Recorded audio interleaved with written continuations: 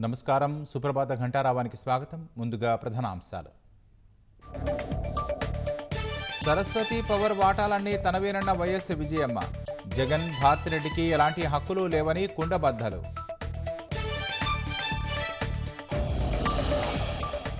నేడు అసెంబ్లీలో బడ్జెట్ ప్రవేశపెట్టనున్న ప్రభుత్వం. కూటమి ప్రభుత్వం ఏర్పడ్డాక పూర్తిస్థాయి పద్దు.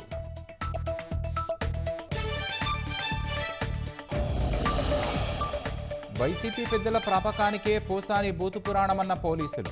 మార్చి 13 వరకు రిమాండ్ విధించిన న్యాయస్థానం.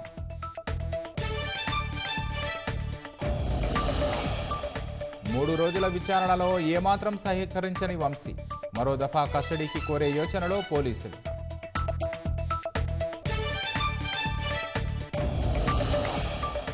ఆయుష్ రంగం బలోపేతానికి కట్టుబడి ఉన్నామన్న ప్రధాని.